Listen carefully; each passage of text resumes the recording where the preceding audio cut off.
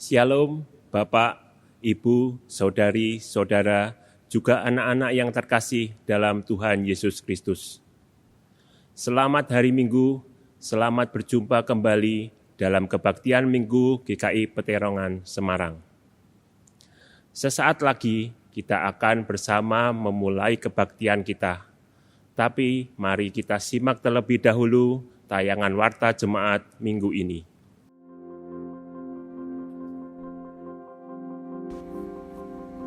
GKI Peterongan Semarang berkolaborasi dengan Jaringan Islam Anti Diskriminasi mengadakan Bible Fest 2020 Lintas Iman yang mengangkat sebuah tema, membincang misiologi. Siapa yang boleh mewartakannya? Sebuah diskusi lintas iman yang membahas tuntutan untuk syiar agama dan bagaimana penerapannya dalam hidup bersama. Pada hari Selasa, 23 Juni 2020, pukul 18.30 sampai dengan selesai. Dengan 3 narasumber, Pendeta Martin Nugroho dari GKI Bondowoso, Gus Aan Ansori dari Jaringan Islam Anti Diskriminasi, dan Pendeta Rinta Kurniawati Gunawan dari GKI Peterongan Semarang. Masih di rumah aja, melalui aplikasi Zoom, melalui live streaming di kanal YouTube GKI Peterongan, juga melalui audio streaming di radio.gkipeterongan.org. Gratis, terbuka untuk umum lintas agama. Lihat info lebih lanjut pada warta, situs dan media sosial resmi GKI Peterongan atau pada publikasi yang disebarluaskan. Sobat pemuda, mau tahu bagaimana cara untuk mengupgrade diri di tengah masa seperti sekarang ini? Yuk ikutan webinar Komisi Pemuda GKI Peterongan Semarang yang mengangkat tema The Next Level, Nowhere to Go But Up, bersama dengan pembicara Saudara Obedre Willis, Certified Professional Coach, Leadership Development Facilitator, pada Sabtu 27 Juni 2020, pukul 17 sampai dengan pukul 18.30, melalui Google Meet. Daftarkan diri rekan-rekan melalui tautan berikut: tiny.cc/kompa next level, atau lihat publikasi yang disebarluaskan untuk info lebih lanjut. Tim Aksi Tanggap Darurat COVID-19 GKI Peterongan telah menyalurkan bantuan berupa alat perlindungan diri dan sembako senilai Rp283.539.600. Persembahan yang terkumpul melalui fitur beri-beli dalam aplikasi GKI Peterongan dan rekening Diakonia Transformatif adalah sebesar Rp270.845.739. Kami masih membutuhkan dana sebesar Rp12.693.861. Mari kita terus dukung aksi donasi ini dengan memberikan persembahan melalui aplikasi GKI Peterongan pada fitur beri-beli atau melalui rekening Diakonia Transformatif dengan nomor rekening BCA 252-711-5678 atas nama GKI Peterongan. Kiranya Tuhan memberkati kita sekalian.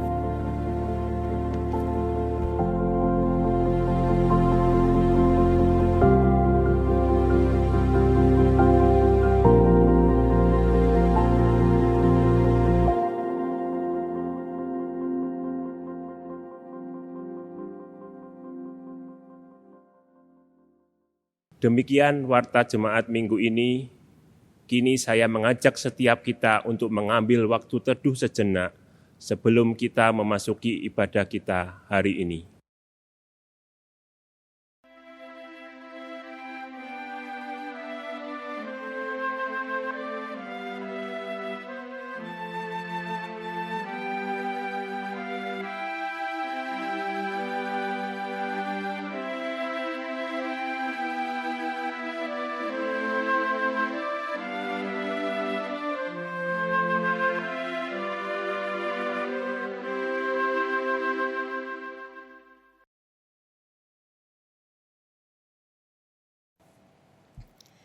Jemaat Tuhan, ibadah kita ini berlangsung di dalam nama Bapa, Anak, dan Roh Kudus. Salam sejahtera bagi saudara sekalian dalam nama Tuhan. Amin. Jemaat Tuhan, masih dalam rangkaian bulan misi GKI Peterongan di bulan Juni 2020 ini, tema kita hari ini adalah teologi disabilitas dalam gereja. Kita akan merenungkan kembali bagaimana selama ini kita memandang sebuah bentuk disabilitas, dan sudahkah kita menerima orang-orang yang menyandang disabilitas sebagai sesama bagi kita. Bagi gereja kita, sudahkah kita juga menjadi komunitas yang terbuka untuk saudara-saudara kita yang menyandang disabilitas? Sebab bukankah kita semua ciptaan Allah? Allah mengasihi kita, tidak ada yang dibedakan, dan sebagaimana adanya kita berharga di hadapannya. Maka kiranya nyanyian pujian akan kasih setia Tuhan selalu mengalun dalam hati kita.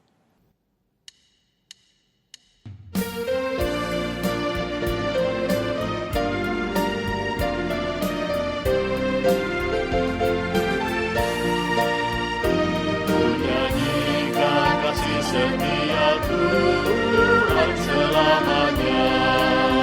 Selamanya, ku nyanyikan kasih setia Tuhan selamanya, ku nyanyikan selamanya.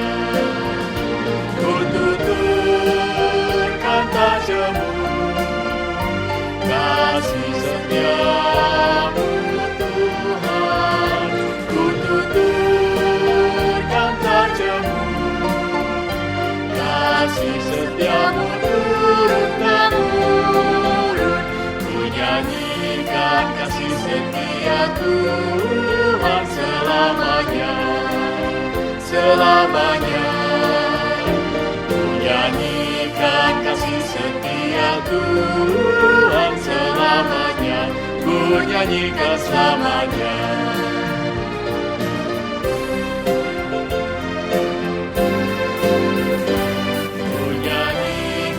Kasih setia Tuhan selamanya, selamanya. Ku nyanyikan kasih setia Tuhan selamanya, ku nyanyikan selamanya. Ku tuturkan tak jemu kasih setiamu Tuhan, ku tuturkan tak jemu kasih setiamu turun-temurun, ku nyanyikan kasih setia Tuhan selamanya, selamanya. Ku nyanyikan kasih setia Tuhan selamanya, ku nyanyikan selamanya.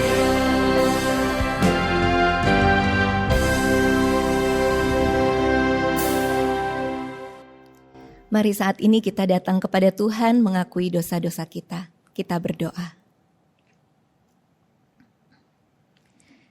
Ya Tuhan, kami datang kembali kepadamu pada saat ini untuk mengakui dosa-dosa kami.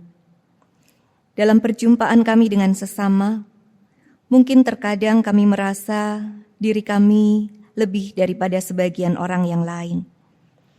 Kami merasa lebih kuat, lebih mampu melakukan banyak hal, bahkan lebih berharga dan lebih penting. Mungkin kami pernah memperlakukan orang lain dengan tidak adil. Kami memberikan label kepada orang lain karena kondisi mereka, dan kami memandang rendah mereka yang tidak memiliki kemampuan sama dengan kami. Tuhan, ampunilah kami yang seringkali tidak menyadari akan kesombongan kami.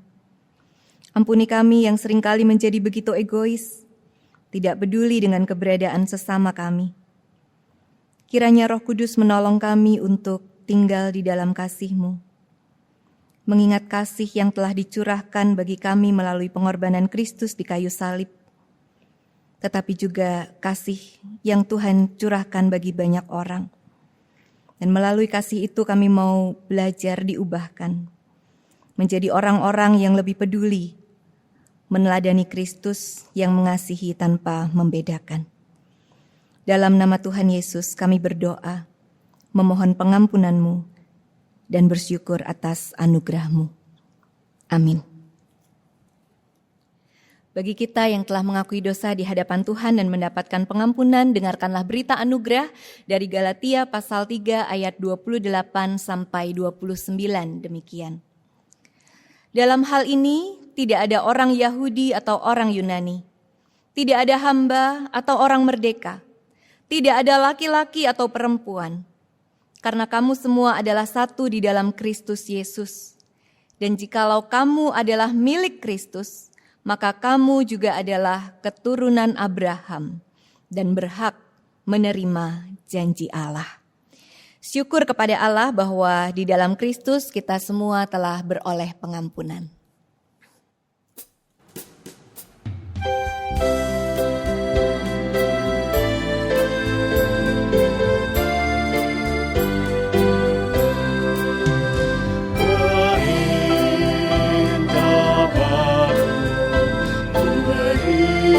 Padamu agar di antara kamu saling mengasihi sama seperti aku mengasihimu, sehingga orang akan tahu engkau muridku jikalau saling mengasihi, sehingga orang akan tahu engkau muridku jikalau saling mengasihi, sehingga orang akan tahu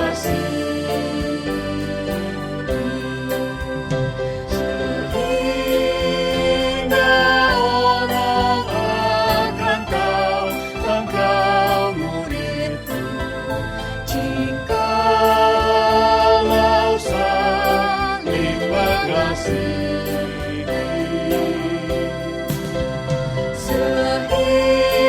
sehingga orang akan tahu engkau muridku jikalau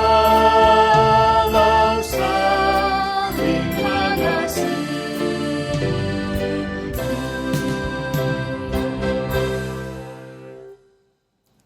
Sebelum kita mendengarkan firman Tuhan, mari kita berdoa. Ya Yesus, Engkaulah firman yang hidup. Ajar kami untuk terus belajar dari-Mu. Dalam kemurnian kasih-Mu, dalam kesabaran dan kesetiaan-Mu, dalam kerendahan hati-Mu untuk menyapa, mengasihi, dan melayani. Sebentar kami akan kembali menerima sabda-Mu, tolonglah kami untuk mengerti dengan hikmat-Mu. Kiranya setiap kebenaran firman mengubahkan kami menjadi semakin serupa dengan kehendak-Mu. Roh Kudus, pimpinlah kami untuk menjadi pelaku-pelaku firman yang setia. Hidup sebagai saksi Kristus di tengah-tengah komunitas kami. Dalam nama Tuhan Yesus kami berdoa. Amin. Jemaat Tuhan, firman Tuhan pada hari ini terambil dari Injil Yohanes pasal 9 ayat 1 sampai dengan 11. Injil Yohanes pasal 9 ayat 1 sampai dengan 11 demikian. Waktu Yesus sedang lewat, ia melihat seorang yang buta sejak lahirnya. Murid-muridnya bertanya kepadanya, "Rabi, siapakah yang berbuat dosa? Orang ini sendiri atau orang tuanya sehingga ia dilahirkan buta?" Jawab Yesus, "Bukan dia dan bukan juga orang tuanya, tetapi karena pekerjaan-pekerjaan Allah harus dinyatakan di dalam dia. Kita harus mengerjakan pekerjaan Dia yang mengutus aku selama masih siang. Akan datang malam di mana tidak ada seorang pun yang dapat bekerja. Selama aku di dalam dunia, akulah terang dunia."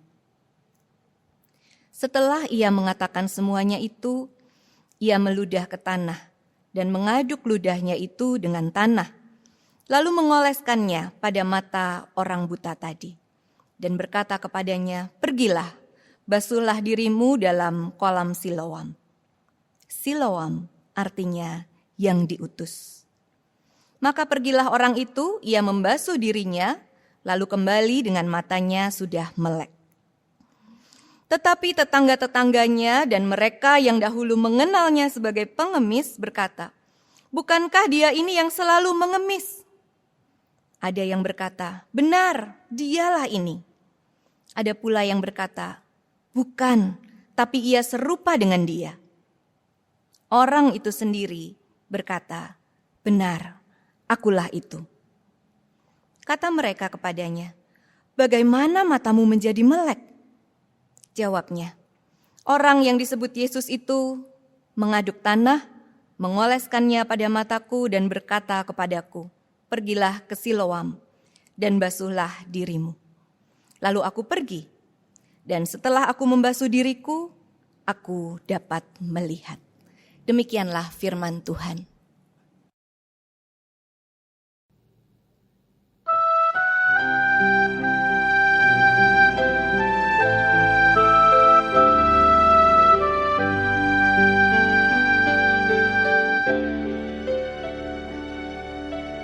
Tuhan, Kau menyelidiki aku,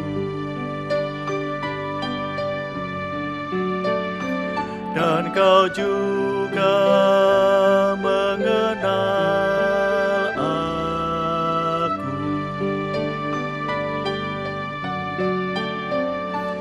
Dari jauh Engkau mengerti pikiranku, amat ajaib pengetahuan-Mu.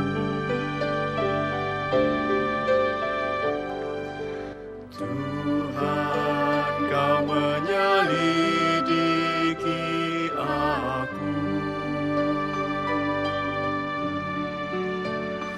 dan Kau juga mengenal aku. Dari jauh Engkau mengerti pikiranku, amat ajaib pengetahuan-Mu.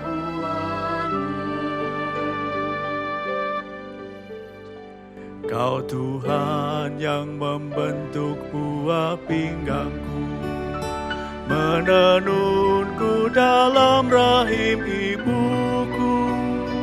Ku bersyukur karena kejadianku dahsyat, dan jiwaku menyadarinya waktu dicipta di tempat tersembunyi, dan ku direkam di kedalaman bumi. Tulang-tulangku pun tidak terlindung bagimu. Ajaiblah apa yang Kau buat, matamu telah melihat aku. Selagi aku masih bakal anak, dan di kitabmu tertulis semua hari esokku. Sebelum ada seharimu, betapa sulitnya pikiranku, betapa besar jumlahnya ya Allah. Jika ku menghitungnya, jumlahnya amat banyak, lebih banyaklah dari masih.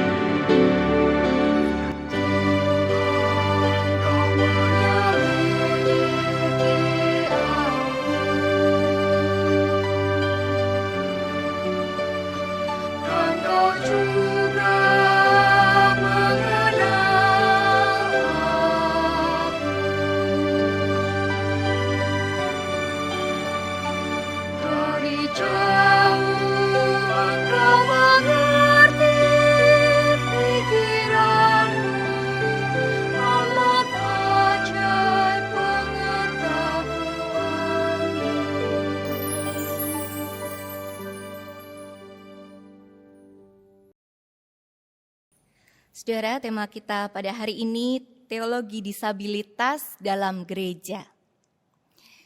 Pertanyaan bagi kita di awal perenungan kita, seberapa familiar kita dengan kata disabilitas selama ini? Pemerintah negara kita sudah mempunyai sebuah undang-undang khusus tentang penyandang disabilitas. Undang-Undang Nomor 8 Tahun 2016. Yang di sana dikatakan bahwa penyandang disabilitas itu adalah setiap orang yang mengalami keterbatasan tertentu secara fisik, intelektual, mental, dan atau sensorik dalam jangka waktu lama yang dapat mengalami kesulitan dalam berinteraksi dengan lingkungan atau berpartisipasi secara penuh sebagai warga negara. Kalau pemerintah kita sudah memiliki undang-undang yang mengatur tentang hal ini, lalu bagaimana dengan kita sebagai warga negara, baik sebagai pribadi-pribadi maupun sebagai gereja? Dalam keseharian, kita masih sering saja menjumpai kesalahan-kesalahan dalam pemakaian kata disabilitas. Rasanya ada kecanggungan dari masyarakat untuk berinteraksi dengan saudara-saudara kita yang menyandang disabilitas. Bukan hanya pribadi-pribadi, bahkan secara institusional pihak-pihak tertentu juga masih belum familiar dengan penggunaan kata ini. Misalnya dalam gambar ini, saudara-saudara, kita seringkali melihat papan penunjuk untuk fasilitas tertentu yang diprioritaskan untuk penyandang disabilitas. Tetapi penggunaan katanya kurang tepat. Misalnya di situ dikatakan disabled lift atau disabled toilet. Kata ini berarti justru lift atau toilet yang tidak dapat berfungsi dengan baik. Harusnya apa, saudara-saudara? Mestinya dipakai kata accessible. Bisa diakses oleh siapapun.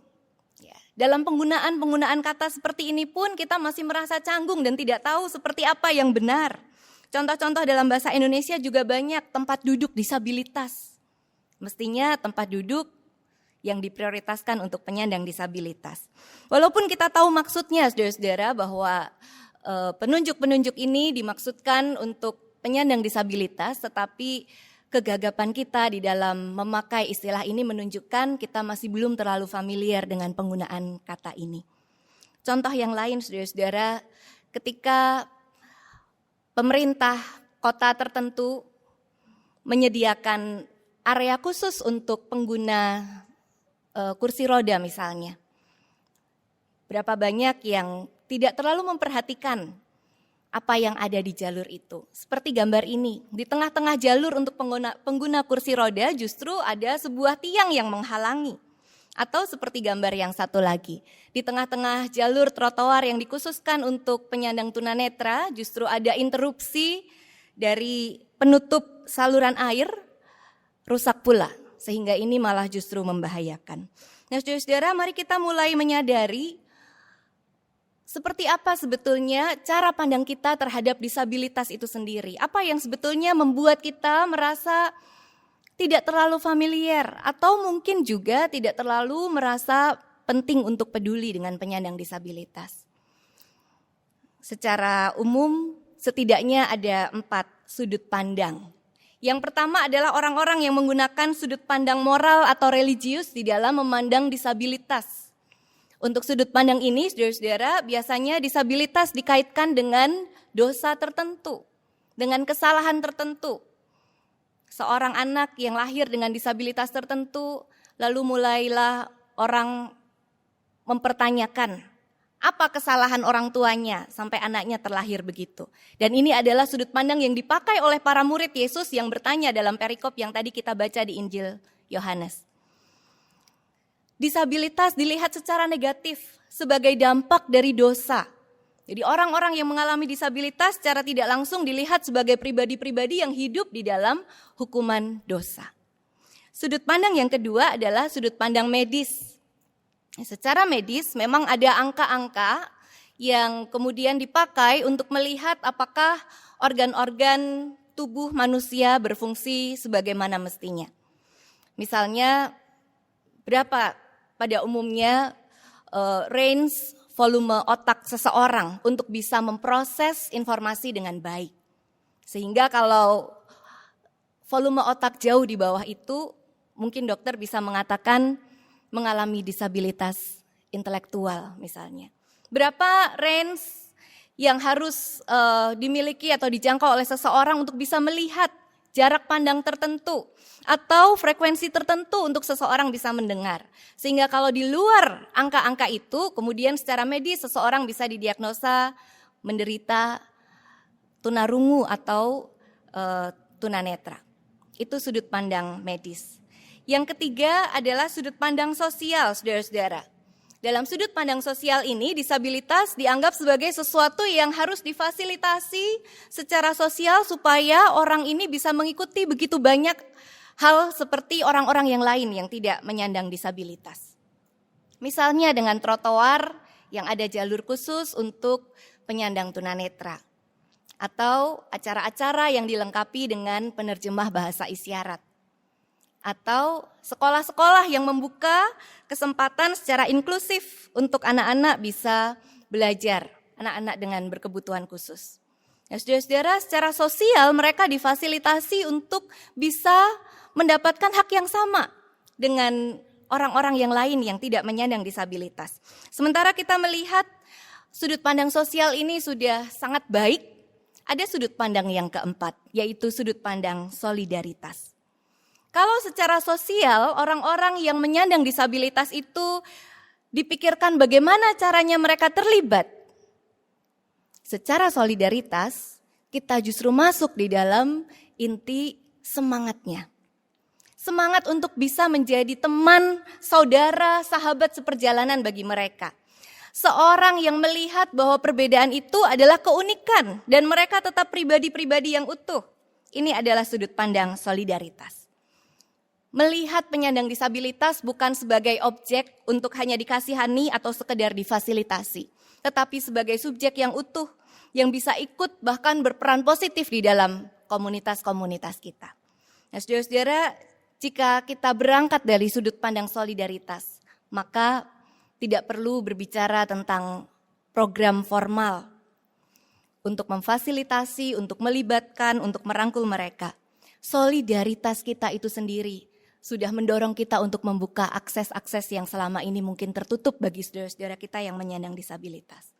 Dan dari sudut pandang solidaritas ini juga kita bisa mengerti penyebutan istilah penyandang disabilitas.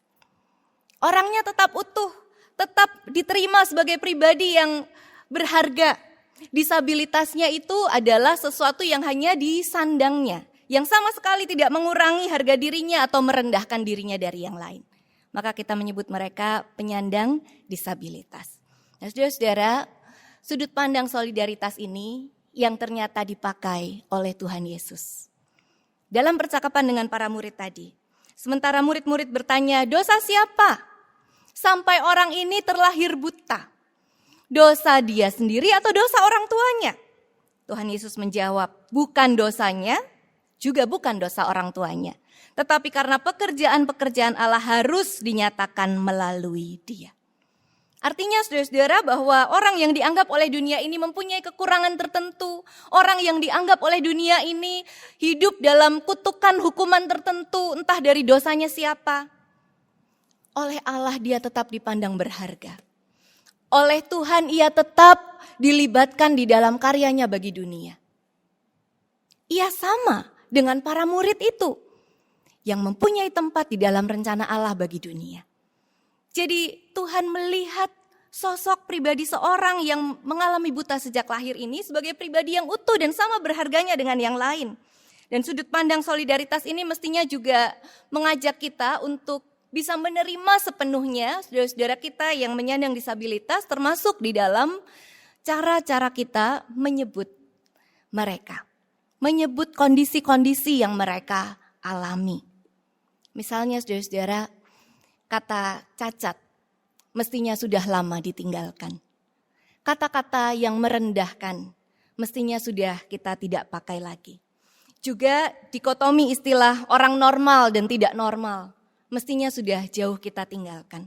Bukankah dalam Mazmur 139 tadi kita membaca bahwa Tuhan itu membentuk ciptaannya. Dia menenun kita di dalam kandungan ibu. Tuhan sangat mengenal ciptaannya. Juga dalam Kejadian dikatakan bahwa Tuhan itu menciptakan segala sesuatunya sungguh amat baik. Jadi hati-hati saudara-saudara kalau kita jatuh pada sikap terlalu mengagungkan standar yang normal itu. Jadi seolah kalau semuanya terjadi secara normal dalam pandangan kita, maka itulah yang baik. Itulah kondisi yang diberkati Tuhan dan kita menyambutnya dengan puji Tuhan. Tetapi ketika sesuatu tidak berjalan dengan skema yang seperti itu, lalu kita melihatnya sebagai tidak normal. Parahnya ketika kita mulai mengaitkan itu dengan kondisi tidak diberkati Tuhan. Kita menyambutnya dengan pertanyaan yang sama dengan murid-murid itu. Dosa siapa sampai kita mengalami yang seperti ini? Hati-hati saudara-saudara karena kita bisa menjadi salah di dalam memandang cara Tuhan bekerja. Kalau kita memandang dengan cara yang seperti itu, kita masih menggunakan cara pandang yang pertama tadi. Sudut pandang moral dan religius yang justru tidak dipakai oleh Tuhan Yesus. Saudara, Allah kita adalah Allah yang mengasihi setiap orang. Puncaknya adalah melalui Yesus yang merangkul semua orang melalui kehadirannya sebagai manusia yang terbatas dan penuh dengan kerapuhan. Dalam keberadaannya sebagai seorang manusia, Yesus bisa lapar, dia bisa haus. Yesus bisa mengalami perasaan lelah. Yesus membutuhkan istirahat. Dalam keberadaan yang terbatas sebagai seorang yang rapuh, dia dihina, dia diolok, dia didera, bahkan dia dibunuh. Maka kalau kita berdiskusi tentang teologi disabilitas, tentu kita harus mengacu pada sosok Yesus ini. Bukan hanya pada saat dia berjumpa dengan seorang yang buta sejak lahirnya dan terlibat dalam diskusi dengan para murid tadi. Tetapi bahwa dalam diri Yesus itu, Allah menyatakan solidaritasnya dengan manusia. Manusia yang terbatas dan rapuh diselamatkan oleh Allah yang menjadi manusia. Maka ini hal yang pertama yang kita mau renungkan dalam teologi disabilitas ini. Allah menjadi manusia yang rapuh dalam diri Yesus merupakan sebuah rangkulan ilahi untuk meraih setiap orang masuk di dalam anugerah Tuhan. Semua orang di sini berarti termasuk mereka yang selama ini dibedakan. Termasuk mereka yang karena kondisinya menyandang disabilitas seringkali dianggap rendah oleh dunia. Tentang Allah yang menjadi manusia yang terbatas dan penuh kerapuhan ini. Rasul Paulus pernah mengatakan juga di dalam Filipi pasal yang kedua ayat 5-8 demikian. Hendaklah kamu dalam hidupmu bersama menaruh pikiran dan perasaan yang terdapat juga dalam Kristus Yesus. Yang walaupun dalam rupa Allah, tidak menganggap kesetaraan dengan Allah itu sebagai milik yang harus dipertahankan. Perhatikan saudara-saudara, melainkan ia telah mengosongkan dirinya. Menjadi seorang hamba, sama dengan manusia. Ia taat sampai mati dan matinya di kayu salib. Saudara-saudara, mari kita lihat bagian ini satu persatu. Ketika Yesus digambarkan sebagai Allah, ia memiliki kesetaraan dengan Allah sebetulnya. Tetapi ia mengosongkan dirinya, mengambil rupa seorang hamba menjadi sama dengan manusia. Ini adalah sebuah perubahan yang sangat jauh dari Allah menjadi manusia. Kalau itu masih dianggap terlalu tinggi sebagai seorang hamba, lihatlah apa yang Yesus lakukan. Dia adalah hamba yang taat sampai mati. Dia bukan hamba yang hanya sementara waktu menyandang predikat sebagai hamba, kemudian di akhir hidupnya dia kemudian bisa menjadi tuan. Tidak. Dia menjadi hamba yang taat sampai mati. Dan kalau itu masih dianggap tidak bisa merangkul semua, lihatlah apa yang dia ambil. Tempat untuk mati di kayu salib. Saudara, salib adalah hukuman Romawi yang sangat memalukan pada waktu itu. Seorang yang disalib, banyak orang bisa melihatnya meregang nyawa sampai mati. Di jalan-jalan, begitu terbuka. Tetapi juga seorang yang tergantung di salib, dianggap terkutuk. Sebab ia tergantung bagaikan ditolak langit dan bumi. Salib yang terkutuk dan memalukan. Apa yang lebih rendah dari itu? Dan Yesus mengambil tempat yang paling rendah itu untuk dia bisa merangkul semua orang di dunia ini untuk diselamatkan. Saudara-saudara, di dalam kerendahan Yesus, di dalam cara hadirnya untuk mereka yang sangat terhina, yang sangat dianggap oleh dunia ini tidak baik atau terkutuk, ia juga tak kehilangan kemuliaannya. Kemuliaan kasih yang murni dan tulus. Kemuliaan diri seorang yang agung untuk hadir bagi setiap orang yang menderita. Maka bagi manusia dalam kerapuhannya, Allah hadir sebagai teman seperjalanan yang sungguh mengerti kita. Dalam segala keberadaan kita, Allah hadir di sana untuk merangkul dan menguatkan kita. Ia tidak pernah menghakimi dan merendahkan seseorang berdasarkan label atau berdasarkan stereotip tertentu terhadap kondisi-kondisi mereka yang dianggap tidak sama seperti kebanyakan orang. Allah hadir untuk berdialog, untuk mengajarkan makna hidup bagi manusia, supaya kita belajar menjadi rekan sekerja Allah. Dan pada saat ia bermujizat, menyembuhkan banyak orang, Yesus tidak hanya menekankan pada kesembuhan lahiriah. Ia memulihkan pribadi-pribadi itu seutuhnya. Sehingga pribadi-pribadi yang dipulihkan Yesus, hidupnya kemudian kembali diterima oleh masyarakat. Saudara, dalam bahasa Inggris ada dua kata yang sama-sama berarti menyembuhkan. Kata yang pertama adalah curing, dan kata yang kedua adalah healing. Curing berbicara tentang kesembuhan dari sebuah penyakit. Jadi kalau saudara-saudara pergi ke dokter karena saudara-saudara sedang sakit, kemudian mendapatkan obat, saudara minum obatnya, kesembuhan terjadi dan merasa tidak perlu lagi ke dokter, itu curing terjadi. Tetapi healing melampaui curing, bukan sekedar menyembuhkan penyakitnya, tetapi memulihkan keadaan seseorang. Dan ini yang Tuhan Yesus lakukan, healing, bukan sekedar curing. Kalau kita lihat orang-orang yang sakit kusta, pada suatu kali Yesus menjumpai mereka dan mereka disembuhkan. Bukan hanya kustanya itu yang disembuhkan, tetapi Tuhan Yesus kemudian menyuruh mereka untuk memperlihatkan diri mereka pada para imam, supaya imam-imam itu menyatakan diri mereka sudah tahir. Dengan demikian mereka bisa diterima kembali oleh masyarakatnya. Demikian pula yang terjadi dengan orang yang buta sejak lahirnya itu. Ia memang kemudian bisa melihat karena mujizat dari Tuhan.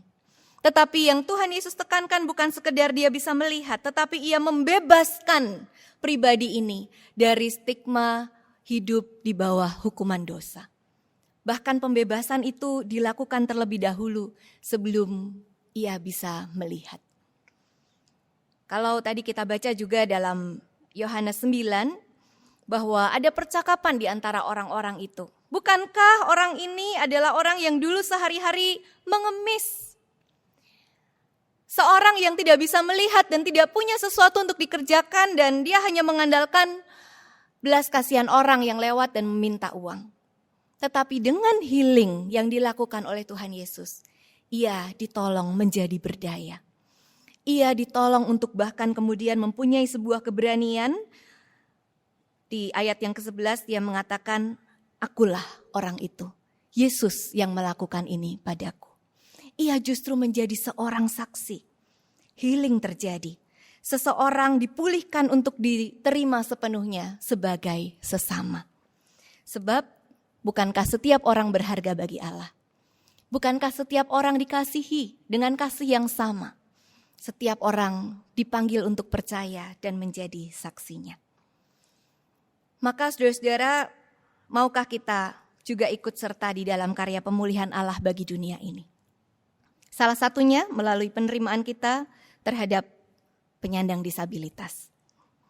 Sebagai gereja, kita juga dipanggil untuk melakukan hal yang sama, berada di pihak Yesus Sang Pembebas. Menyuarakan kasih, keadilan, dan pembebasan bagi mereka yang selama ini dipandang hina oleh dunia. Apa yang bisa kita lakukan? Stop labeling, saudara-saudara. Labeling ini adalah kecenderungan untuk mengaitkan kondisi tertentu dengan penilaian yang negatif yang sama rata. Jadi contohnya mungkin seseorang pernah mempunyai sebuah pengalaman tertentu dengan penyandang disabilitas yang membuat dia merasa sulit untuk berkomunikasi. Kemudian dia menciptakan sebuah label. Kalau penyandang disabilitas itu pasti sulit, pasti merepotkan untuk diajak komunikasi atau bekerja sama. Itu labeling. Stop labeling. Stop diskriminasi. Membedakan sesama.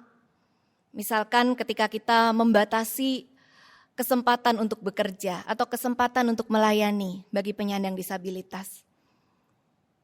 Mungkin juga pembedaan dalam pertemanan. Stop diskriminasi. Stop devaluasi. Devaluasi adalah cara pandang merendahkan sesama. Memandang orang lain lebih hina dan kita yang lebih hebat. Padahal di hadapan Tuhan kita semua sama. Lalu terimalah mereka menjadi bagian dari kita. Bukan lagi ada mereka dan kita, tetapi kita sama-sama sebagai satu kesatuan anak-anak Tuhan. Satu kesatuan ciptaan Tuhan. Dan mengasihi, bukan sekedar mengasihani. Meneladani kasih Tuhan, meneladani kepedulian Kristus. Lalu ini yang menjadi tugas kita. Bukalah pintu-pintu kesempatan bagi mereka. Kesempatan untuk berkarya bersama, kesempatan untuk bersekutu bersama, kesempatan untuk menjadi teman sama seperti yang lain.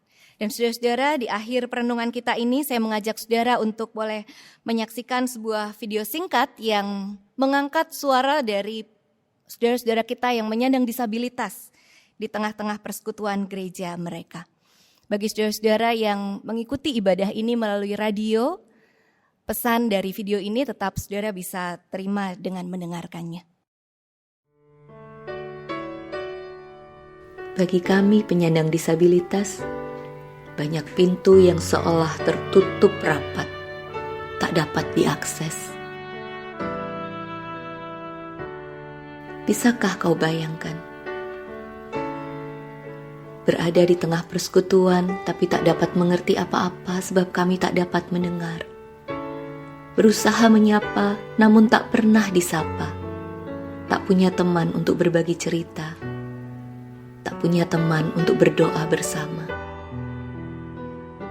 Tapi bagaimana kami bisa mendapatkannya kalau kami seolah tidak dianggap ada?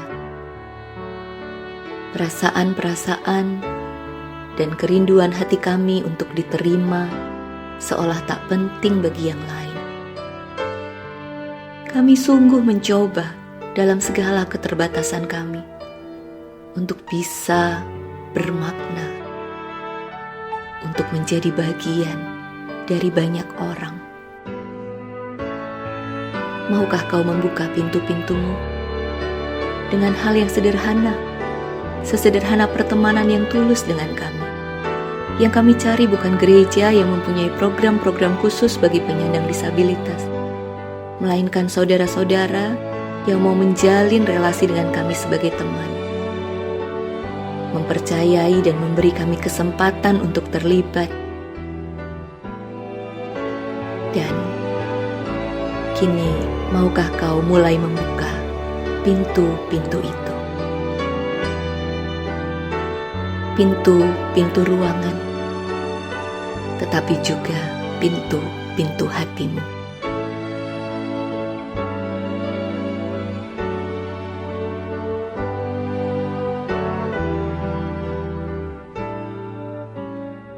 Kiranya Tuhan memampukan kita untuk membuka pintu-pintu itu bagi sesama kita yang selama ini mungkin masih merasa di luar atau belum tersapa.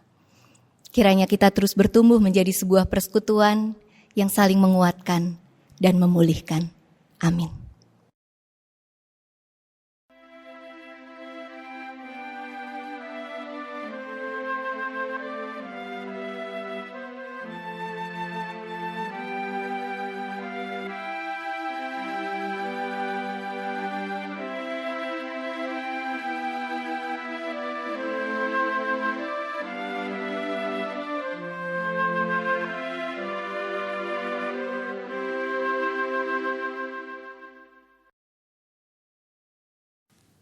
Marilah dengan hati yang terarah pada Kristus, kita ikrarkan kembali janji baptisan kita menurut pengakuan iman rasuli yang berbunyi demikian. Aku percaya kepada Allah, Bapa yang Maha Kuasa, Khalik langit dan bumi, dan kepada Yesus Kristus, Anaknya yang tunggal Tuhan kita, yang dikandung daripada Roh Kudus, lahir dari anak darah Maria, yang menderita sengsara di bawah pemerintahan Pontius Pilatus, disalibkan, mati dan dikuburkan, turun ke dalam kerajaan maut. Pada hari yang ketiga, bangkit pula dari antara orang mati, naik ke surga, duduk di sebelah kanan Allah, Bapa yang Maha Kuasa, dan dari sana ia akan datang untuk menghakimi orang yang hidup dan yang mati.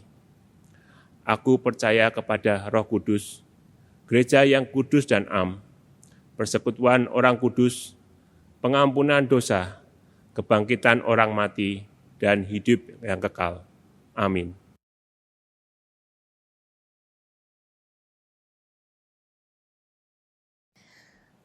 Saudara, mari kita menaikkan doa syafaat kita. Ya Tuhan, kami mengucap syukur untuk firman yang telah kami dengarkan.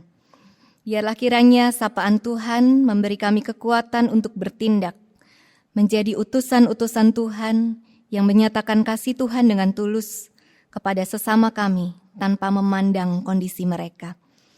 Tolong kami Tuhan, khususnya dalam perjumpaan dan relasi kami dengan saudara-saudara kami yang menyandang disabilitas, sehingga kami mau membuka pintu-pintu kesempatan. Kami mau membuka pintu hati kami untuk kami menjadi sesama, menjadi teman seperjalanan dan saudara bagi mereka. Tuhan, kami saat ini juga berdoa untuk pergumulan dari jemaat Tuhan. Di antara kami mungkin ada yang sedang mengalami kondisi sakit, kelemahan tubuh. Kiranya Tuhan yang menjamah, menguatkan dan memulihkan. Healing boleh terjadi di dalam kehidupan anak-anak-Mu. Tolong kami Tuhan supaya iman kami pun selalu dikuatkan di dalam menghadapi persoalan-persoalan kehidupan ini, juga di tengah-tengah kelemahan tubuh yang mungkin sedang kami alami. Berkati juga jemaat Tuhan yang sedang bergumul dengan hal-hal yang lain. Mereka yang mengalami duka cita karena perpisahan dengan orang-orang yang mereka kasihi. Tuhan kiranya menguatkan dan menghiburkan. Mereka yang sedang bergumul secara finansial untuk kehidupan sehari-hari, untuk masalah pekerjaan. Kiranya Tuhan yang memimpin, menolong, memberi hikmat, mencukupkan. Mereka yang sedang bergumul untuk kelanjutan studi anak-anaknya ke jenjang berikutnya, Tuhan juga tolong membukakan jalan bagi mereka. Juga pergumulan-pergumulan yang lain. Tolong kami untuk terus merasakan bahwa Tuhan begitu dekat dengan kami. Penopang dalam segala peristiwa kehidupan ini. Sehingga kami bisa menjalani semuanya dengan hati yang tetap mantap, berserah kepada Tuhan, melakukan bagian yang terbaik yang bisa kami lakukan. Percaya bahwa Tuhan yang akan menolong kami dengan membukakan solusi demi solusi pada waktunya. Beri kami iman yang semakin teguh dan teruji di tengah segala pergumulan yang ada. Roh Kudus kuatkan kami. Kami berdoa juga untuk gereja Tuhan, supaya di tengah kondisi kami belum bisa bertatap muka dalam ibadah dan persekutuan-persekutuan yang lain, kami pun tetap terpelihara dalam pertumbuhan iman secara pribadi, bersama-sama dengan keluarga-keluarga kami, maupun sebagai sebuah keutuhan jemaat. Tolong kami untuk bisa saling tetap merangkul di dalam kasih dan doa, tetap peduli, tetap bisa menyatakan kasih kami melalui banyak cara yang masih kami bisa lakukan. Secara khusus kami berdoa untuk gereja Tuhan di dalam memikirkan langkah-langkah selanjutnya untuk kehidupan bergereja. Kiranya Tuhan pimpin dan beri hikmat bagi setiap anak-Mu yang boleh memikirkan hal ini secara khusus. Tuhan yang akan berkati supaya gereja Tuhan boleh terus menyinarkan kasih dan kedamaian. Kami tetap memohon hikmat Tuhan supaya langkah-langkah yang akan kami tempuh selanjutnya adalah langkah-langkah yang berkenan di hati Tuhan, Sang Pemilik Gereja. Kami berdoa juga untuk bangsa kami ini Tuhan, dengan masih terus bertambahnya jumlah orang yang terdiagnosa positif COVID-19. Tuhan kiranya memberkati tindakan penanganan yang dilakukan oleh bangsa ini melalui keputusan-keputusan yang dibuat oleh pemerintah pusat dan pemerintah daerah. Tuhan berkati juga semua tenaga medis yang masih terus melayani di tengah pandemi ini. Kami sungguh bersyukur untuk mereka ini ya Tuhan, yang telah memberi diri untuk mengupayakan kesembuhan sesama. Kiranya Tuhan terus menolong mereka, menyertai mereka dengan kekuatan, dengan daya tahan tubuh yang baik, dengan kesabaran, dengan damai sejahtera di hati. Lindungi dan kuatkanlah mereka dalam segala karya mereka. Dan bagi kami semua, warga negara bangsa ini, tolong kami dengan hikmat Tuhan untuk kami tetap bisa berperan positif untuk ikut menghentikan rantai penularan virus COVID-19 ini. Tolong kami untuk menjaga diri kami, berhati-hati dengan segala hal yang kami lakukan, baik ketika kami memiliki acara-acara yang harus kami lakukan di luar rumah, maupun ketika kami bersama-sama dengan keluarga di dalam rumah. Tuhan melindungi kami semua. Kami berdoa juga untuk dunia ini yang juga sedang dilanda oleh pergumulan yang sama karena virus corona ini, tetapi juga pada saat yang sama kami masih terus harus berjuang mewujudkan keadilan dalam berbagai aspek kehidupan. Tuhan kiranya menolong kami. Ajar kami Tuhan untuk menghargai dan mensyukuri kehidupan. Ajar kami Tuhan untuk merawat dan bukan merusak apa yang ada.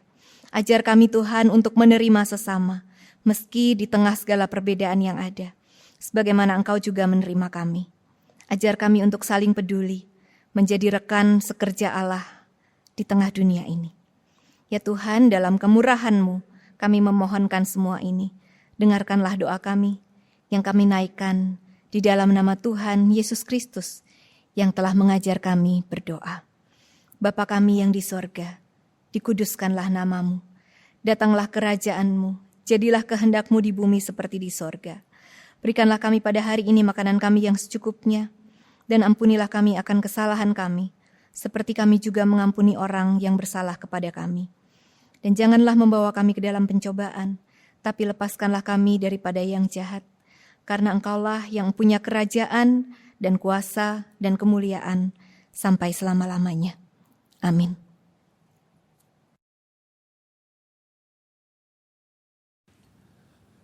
Kini kita bersama diajak untuk menyatakan syukur kita pada Tuhan melalui persembahan. Dimanapun saudara berada, saudara dapat memberikan persembahan melalui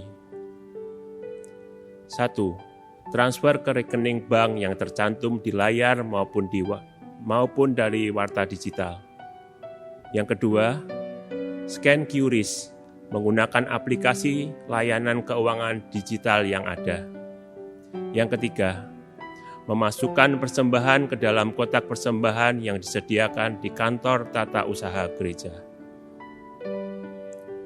Sebagai pengingat bagi kita semua, saya akan membacakan nas yang saya ambil dari 2 Korintus 9 ayat 8 demikian.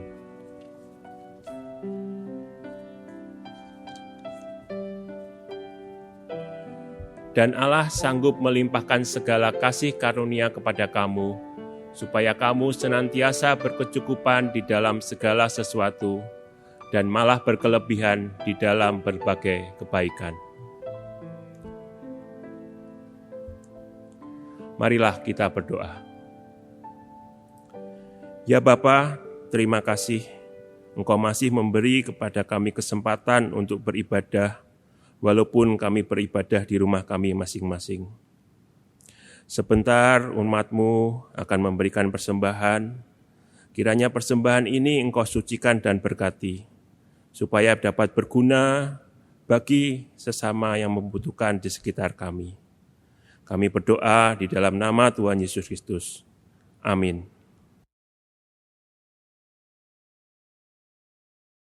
Jemaat Tuhan, kita diutus untuk menyatu di dalam karya Kristus bagi dunia ini. Meneladani kasih Kristus yang penuh dengan kepedulian sekaligus membebaskan. Mari kita menyatakan kasih kita pada sesama. Kuutus kau mengabdi tanpa pamrih.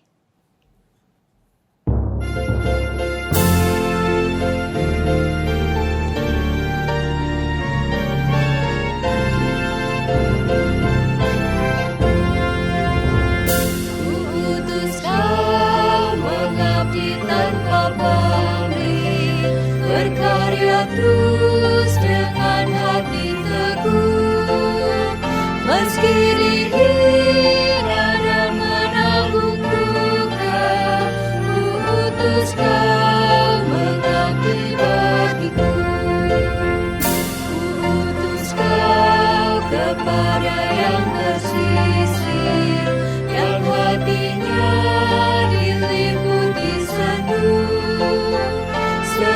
tenggara tanpa handai kaulan, utus kau membagi kasih-Mu. Roh Bapa mengutus-Ku,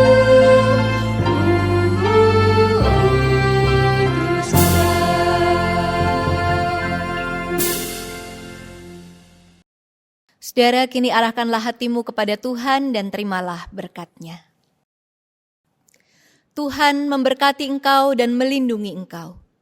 Tuhan menyinari engkau dengan wajah-Nya dan memberi engkau kasih karunia-Nya. Tuhan menghadapkan wajah-Nya kepadamu dan memberi engkau damai sejahtera-Nya saat ini sampai selama-lamanya. Amin.